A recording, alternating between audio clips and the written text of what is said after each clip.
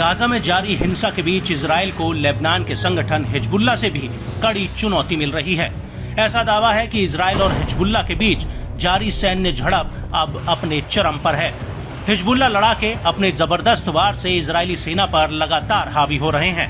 अपने हाईटेक हथियारों और मिसाइल लॉन्चर के दम पर लड़ाके इजरायली सरजमी और कब्जे वाले इलाकों पर तैनात IDF पर भीषण बमबारी कर जमकर तबाही मचा रहे हैं। हर दिन हिजबुल्लाह फाइटर इजरायली बलों पर हमलों की एक नई सीरीज फायर कर रहे हैं।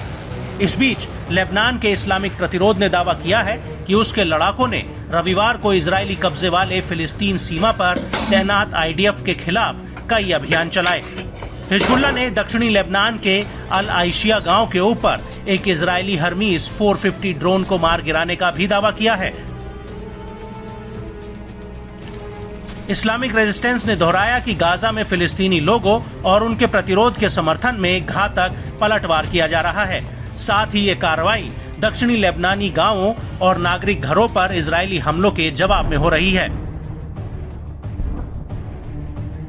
बताया गया कि हिजबुल्लाह ने अपना पहला ऑपरेशन सुबह 7:30 बजे किया, जिसमें हाईटेक हथियारों के साथ शुमेरा बस्ती में इजरायली सैनिकों की ओर से इस्तेमाल की जाने वाली एक इमारत को निशाना बनाया गया। इसके बाद सुबह 9:30 बजे लंबी दूरी के हथियारों के साथ डोवेक बैरक के पास एक नए स्थापित निगरानी उपकरण को निशाना बनाया। दावा है कि लड़ाकों ने हार्डवेयर पर सीधे हमला किया और उसको नष्ट कर दिया। वहीं सुबह 10:30 बजे हिजबुल्लाह ने बताया कि उसके फाइटर्स ने भारी बुरकान रॉकेट्स का इस्तेमाल करके जल अल अलम साइट के दक्षिण में इजरायली सैनिकों पर हमला किया। रेजिडेंट्स ने दावा किया कि इजरायली बलों ने मिसगांव एम मिलिट्री बेस पर पहले से लक्षित निगरानी उपकरणों को बदलने के बाद उसके लड़ाकों ने नए हार्डवेयर को तबाह कर इजरायली हौसले पस्त किए। इसके अलावा अल मलिकिया बेस पर निगरानी उपकरणों को भी निशाना बनाया गया और सीधे हमला किया गया। वहीं दक्षिणी लेबनानी गांवों और नागरिकों पर इजरायली बलों के जवाब में लड़ाकों ने मेटुला बस्ती में इजरायली सैनिकों की ओर से इस्तेमाल 2 इमारतों को उड़ा डाला।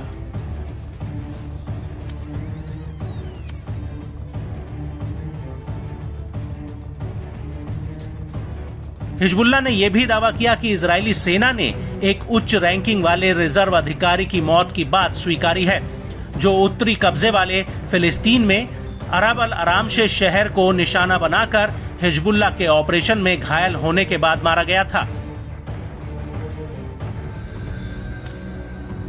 बता दें, बीते 17 अप्रैल को हिजबुल्लाह ने गाइडेड मिसाइलों और हमलावर ड्रोन्स का इस्तेमाल कर इजरायली टोही कंपनी के एक नए कमांड सेंटर के हेडक्वार्टर को निशाना बनाने का दावा किया था।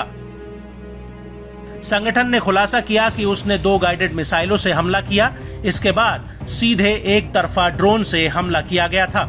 इस हमले में इजरायली मीडिया आउटलेट्स ने दावा किया था कि इस दौरान सायरन की आवाज नहीं आई थी और न ही एयर डिफेंस सिस्टम एक्टिव हुआ था।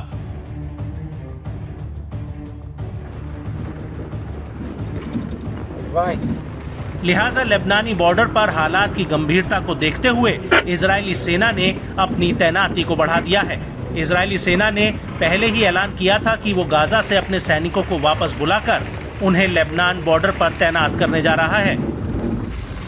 इसे हिजबुल्लाह के खिलाफ इजराइल के हमले की बड़ी तैयारी के तौर पर भी देखा जा रहा है। खास बात है कि इजराइल पहले भी लेबनान पर हमला कर चुका है।